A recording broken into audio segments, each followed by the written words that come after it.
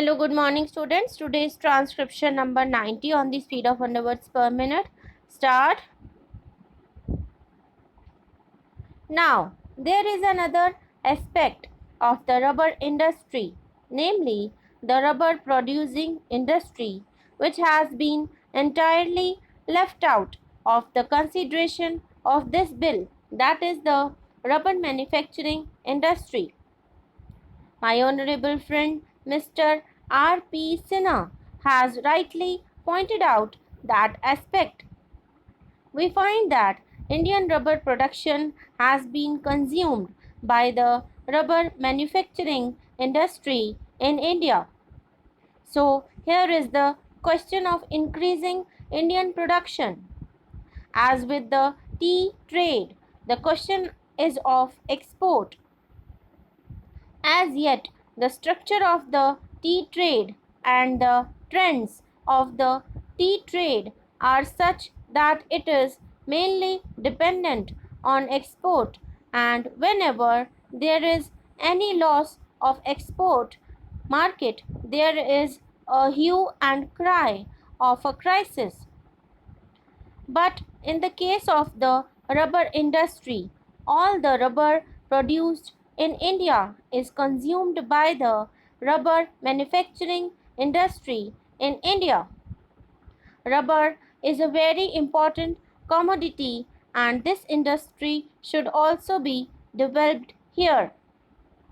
There is a deficit in Indian production, so the government thinks of allowing import of rubber.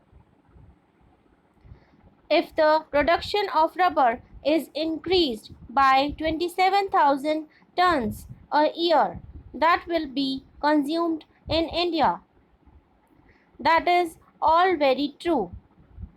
So, my point is that in connection with the development of the rubber industry, we cannot leave the rubber manufacturing industry out of our consideration.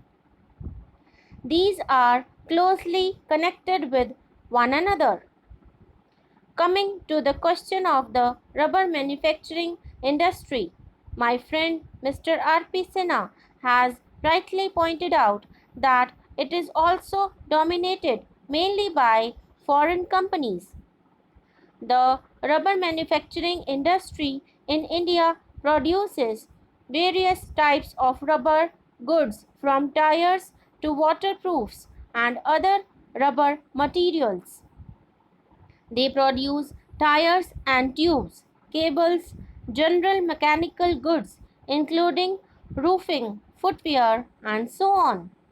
But the predominant position in the rubber manufacturing industry is occupied by Messrs. Dunlop Rubber Company, Messrs.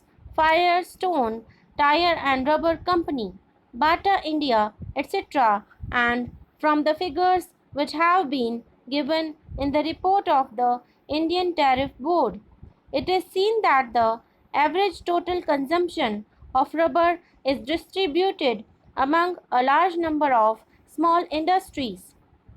Here also the question that arises is this: how should we treat these concerns, these big, gigantic concerns? Sir, I have not studied the condition of labor in these industries of Messrs. Dunlop, Firestone, and Goodyear Company. Therefore, just now I am not in a position to give you the picture of their condition. But the question is that from the price of rubber in India in relation to the world price of rubber, these people are mostly benefiting. It is true that prices cannot be fixed in such a way that the big concerns will pay one price for the rubber and the small concerns will pay another price for rubber. Here also the main question that comes is this: if we want to develop the small units, the question arises of putting some check on the profits made.